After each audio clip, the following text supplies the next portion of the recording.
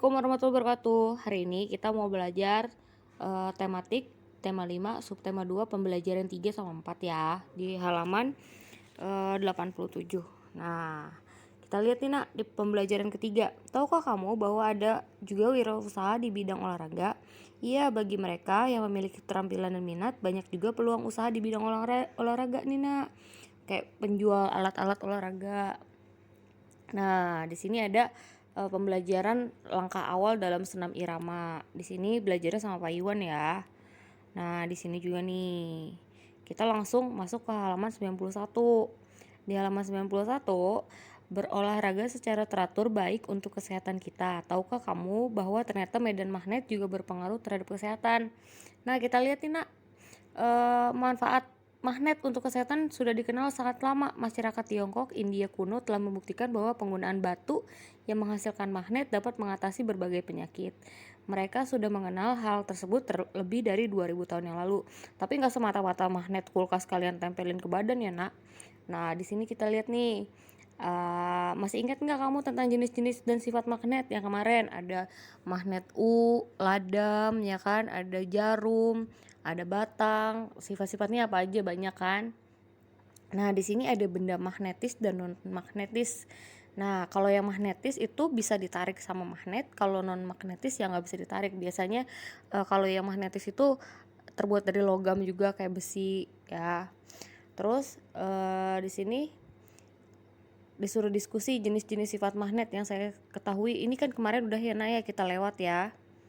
Nah, di halaman 92, contoh benda magnetis dan non magnetis di dalam kelasku. Masih ingat kan kelas kita yang kemarin apa aja yang magnetis yang bisa ditarik? Kira-kira kayak gagang pintu bisa kan? Nah, kalau misalnya itu magnetis. Kalau yang non magnetis apa? Kayak meja, kursi di situ. Ya, kita lanjut. Nah, pertemuan kemarin tuh kan kita belajar tentang riwayat hidup Nak. Masih ingat nggak riwayat hidup apa? Apa coba? Riwayat hidup adalah data yang berisi informasi tentang diri seseorang. Nah, terus di bawahnya lagi tujuan kita membuat daftar riwayat hidup apa sih? Untuk keperluan mendaftarkan diri, misalnya mendaftarkan diri ikut lomba kesenian, menjadi anggota sebuah tim, pengurus suatu kegiatan, atau melamar pekerjaan. Nah, apa saja yang perlu dicantumkan dalam riwayat hidup? Nah, kita lihat nih di halaman 94. Ada nih petunjuk pengisian daftar riwayat hidup. Kenapa sih Bu kita misalnya mau ngisi daftar riwayat hidup harus ada petunjuknya supaya ngisinya juga betul Nak. Di sini kan ada petunjuknya gimana caranya ya kan. Nah, di situ ada data pribadi, bidang yang diminati, riwayat pendidikan, ekstrakurikuler atau dan kursus, kecakapan. Kecakapan tuh kayak keterampilan yang kamu milikin. Kayak misalnya bisa memperbaiki alat-alat elektronik, itu kan keterampilan. Kesimpulan, tulis di bagian kesimpulan sikap dan keterampilan menonjol dalam dirimu yang mendukung bidang yang kamu pilih. Nah, di bawahnya di sini ada contoh formulirnya, Nak. Nanti ditulis nih ya. Nah, dibikin. Nah, dibikin daftar riwayat hidup kamu sesuai dengan contoh formulir di atas. Diisi pakai nama kalian sendiri nih. Diisi pakai nama kalian sendiri, nama alamatnya, kode pos ya. Terus jenis kelamin, tempat tanggal lahir, warga negaranya Indonesia, agamanya apa, Islam, berminat bidang apa nih? Misalnya bidang kayak ekstrakurikuler futsal misalnya di sekolah. Tahunnya kemarin kan kalian masih SD ya. Nah, di sini riwayat pendidikannya TK-nya nih, TK tahun berapa nih, sekolahnya di mana. Terus ekstrakurikulernya apa yang kemarin. Nah, kecakapannya apa, bisa apa aja sih ya. Terus kesimpulannya kalian deh. Terus di sini nama sama tanda tangan. Nah, kebanyakan dari kalian belum bisa tanda tangan ya Nak. Tanda tangan, belajar tanda tangan. Tapi tanda tangan jangan diganti-ganti ya. Terus kita lihat di halaman 97 pembelajaran 4. Kamu akan merancang kemasan berbentuk prisma segitiga. Sebelum kamu merancang kemasan, alangkah baiknya kamu membaca penjelasan tentang kemasan produk berikut. Nah, di sini ada kemasan produk. Nah, fungsi dari kemasan awalnya itu untuk melindungi barang dan mempermudah barang untuk dibawa. Tadinya awalnya doang nih, tapi makin lama makin kesini nih akhirnya kemasan ini, tau kan kemasan tuh bungkusan, akhirnya diakui sebagai salah satu kekuatan utama dalam persaingan pasar. Kenapa kok bisa begitu, Bu? Karena kalau misalnya kemasannya menarik, kita jadi pengen beli kan. Di situ juga buat menarik pembeli. Nah, di situ ada bahan-bahan yang kemasan terbuat dari kulit, kain, kayu, batu, keramik, kaca, ya kan, banyak lagi. Nah, terus lebih berfungsi untuk melindungi barang terhadap pengaruh cuaca atau proses alam lainnya. Selain itu juga ada yang berfungsi sebagai wadah agar barang mudah dibawa selama perjalanan. Nah, baru pada tahun 1980, persaingan dalam dunia usaha semakin tajam. Kalangan produsen saling berlomba untuk merebut perhatian calon konsumennya. Bentuk dan model kemasan dirasakan sangat penting di sini. Nah, di bawahnya nih ada fungsi peranan kemasan nih, Nak. Di bawahnya nih ada 3 nih. 1, melindungi, mengawetkan produk. Contohnya di situ dibaca ya, Nak. Yang kedua, identitas produk. Kemasan dapat digunakan sebagai alat komunikasi dan pengirim informasi kepada konsumen melalui label yang terdapat pada bagian luar kemasan. Terus yang ketiga, meningkatkan efisiensi, memudahkan penghitungan, memudahkan pengiriman, memudahkan penyimpanan. Situ ya. Coba kalau kalian bayangin kalau misalnya produk susu nggak ada kemasannya, kayak susu kotak, kalian bawanya pakai apa? Pakai plastik, ya kan? Nggak seru juga kan? Nggak bagus, nggak enak juga dibawanya. Nah, terus kita lihat nih di halaman 99.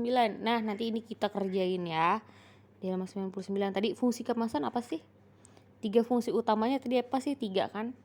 Nah, yang ketiga ini kalian coba pikir deh. Dalam keberagaman ekonomi yang ada di sekitar kita, membuat kemasan yang menarik dan aman untuk konsumen merupakan tanggung jawab dari suatu wirausaha. Maksudnya apa sih? Coba Ibu pengen tahu pemikiran kalian sendiri. Kita lanjut. Nah, di sini di halaman 100 ada jaring-jaring prisma segitiga. Ingat kan prisma segitiga? Prisma segitiga itu punya 2 sisi, bentuknya segitiga sama sisi. Terus ada 3 sisinya berbentuk persegi panjang. Nih yang hijau ini yang tadi. Nah, ini juga tugasnya nih, Nak. Di halaman 101. Jadi kamu bikin jaring-jaring prisma segitiga, ukurannya 50 cm kali 50 cm. Di situ ya. Nah, di situ nanti Bu bikinnya yang 50 cm 50 cm, enggak, terserah di situ ya. Pakai kartonnya 50 cm boleh, mau yang gede mau yang kecil boleh. Nah, ukurannya segimana, Bu? Aku mau bikin yang kecil boleh, yang gede juga boleh, tapi yang bagus ya, jangan asal-asalan pakai kertas kalian sobek. Nah, di situ. Terus nih, Nak, poin yang keempat, setelah yakin gambarlah jaring-jaring dulu. Jadi gambar dulu yang tadi tuh yang hijau tadi, tapi tambahin 1 cm pada bagian yang perlu direkatkan. Jadi biar dia nempel. Kalau bikin jaring-jaringnya doang terus dibikin begitu doang kan dia nggak nempel tuh ya. Terus abis itu setelah prisma segitiga selesai, hitunglah volumenya. Bisa kan? Berarti kalian harus tahu ukuran kelasnya, tingginya, tinggi segitiganya sama tinggi prismanya harus berapa. Nanti kalian tulis di salah satu sisinya, dihitung ya, dikasih nama. Oke. Nah, tugasnya Ibu ulang ya. Tadi ada di halaman ada di halaman 93 ya. 93 yang 1 sampai 3 yang tentang riwayat hidup ya. Terus kita bikin yang halaman 94, 95 itu diisi pakai nama kalian sendiri yang riwayat hidupnya.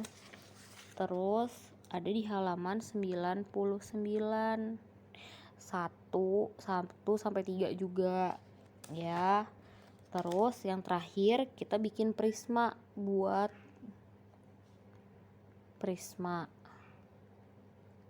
ya, dibuat terus dihitung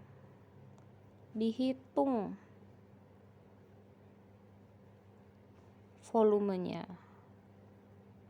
Ya.